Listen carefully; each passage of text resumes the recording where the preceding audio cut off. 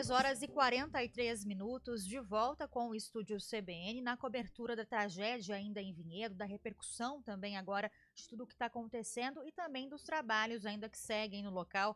Até agora, a Força-Tarefa do IML de São Paulo já identificou 17 dos 62 mortos nesse acidente aéreo. Até agora, o Instituto Médico Legal da capital fez exames em 48 vítimas do voo da Voipaz. Para entender como funciona agora todo esse processo aí de identificações dos corpos desse acidente, a gente conversa com a médica perita Caroline Deitz. Caroline, bem-vinda, viu, ao Estúdio CBN. Boa tarde para você. Uma boa tarde a todos. É uma pena que eu venho aqui conversar com vocês apenas assuntos ruins e dessa vez é o assunto pior dos últimos tempos, né? Com certeza, mas estou aqui para esclarecer as dúvidas. Pois é, Caroline, difícil principalmente para as famílias agora que participam desse processo também, né, da identificação dos corpos, fornecem muitas vezes o material genético e queria que você explicasse para a gente agora, exames de DNA serão cruciais para essa identificação, já que a maior parte dos corpos foi carbonizada? Sim, tem muitos passos que podem ser tentados antes da análise de DNA, ela é o último recurso. Mas é um recurso que com certeza vai ser lançado mão para que não haja dúvidas sobre a identificação das pessoas. Doutora Caroline, e a gente viu também uma explosão, né? Isso acaba, dos corpos que foram liberados, obviamente nós não temos acesso às perícias, mas também muitas vezes o corpo está carbonizado. E isso acaba tendo muito mais dificuldade ainda para identificação.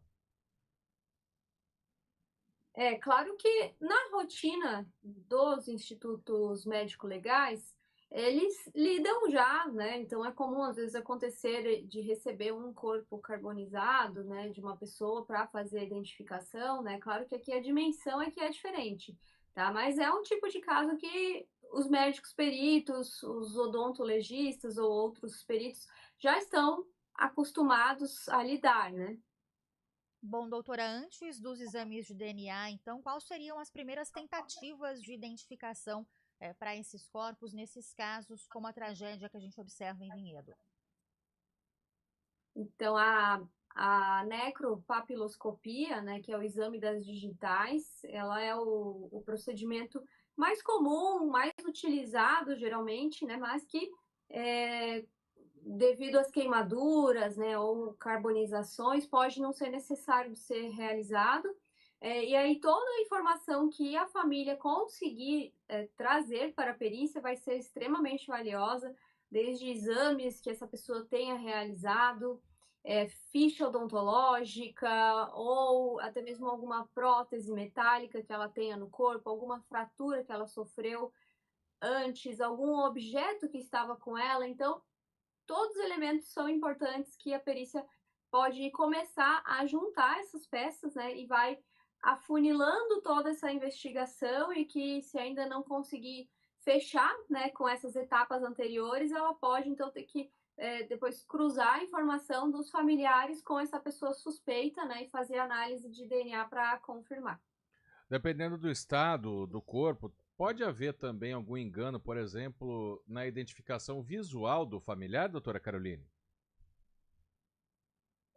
Com certeza, essa identificação visual, na verdade, seria um reconhecimento, né? Isso. Ainda assim, teria que ser confirmado por algum outro método em decorrência do estado. Então, às vezes, os familiares, eles, né, podem até no momento de emoção cometer algum engano. Então, por isso que tem que ser feito através da perícia, que é o método oficial, e a morte, assim como o nascimento, trazem aí uma sequência de eventos, desde biológico até jurídicos, que necessitam, então, de procedimentos para averiguação. E, nesse caso aqui, a perícia, ela não há como admitir erros na identificação, então por isso que tem que ser um procedimento muito minucioso para que esse momento da família seja respeitado, né, de ela conseguir ter essa despedida, enfim, né, já que não há mais o que fazer dentro dessa tragédia, a não ser esse último ato de dignidade.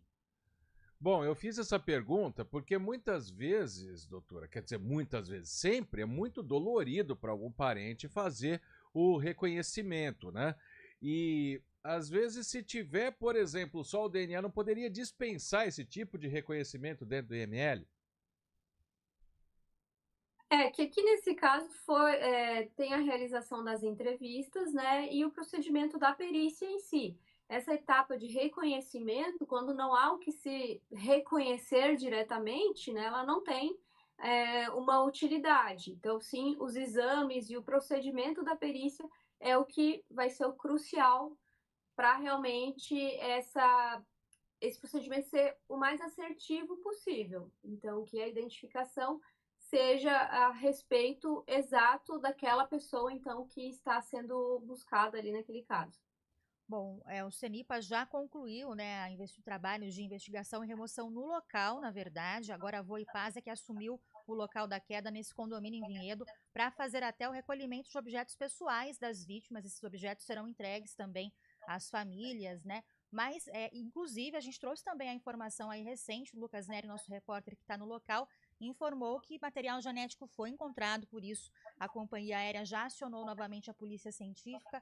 Ou seja, doutora, é um trabalho muito minucioso, muito delicado. Essas etapas que você explicou para a gente de identificação podem levar aí, no máximo, né, quantas horas? Pode ser um processo muito demorado ainda para essas vítimas que não foram identificadas. Tudo depende muito da condição em que vai se encontrar, porque alguns casos podem ser mais complexos, às vezes até pela falta de informações, né, a família não conseguir trazer alguns documentos, né, ou até a entrega desses documentos demorar um pouco. Então, todos esses fatores vão sendo somados, né, que podem contribuir para que exista um aumento do tempo dessa identificação, exatamente. Muito bem, eu quero agradecer então a médica perita Caroline Daitz falando com a gente agora sobre esse processo aí da identificação dos corpos desse acidente em Vinhedo. Infelizmente, 62 vítimas, dessas 17 identificadas até agora, e segue essa força-tarefa, portanto, do IML para esse trabalho. Doutora, muito obrigada pela participação, uma ótima tarde para você. Obrigada, uma boa tarde a todos vocês. Obrigado, doutora. E quem sabe de uma próxima vez a gente fale de um assunto um pouquinho melhor, como você disse, né? Agora são 3 horas e 51 minutos.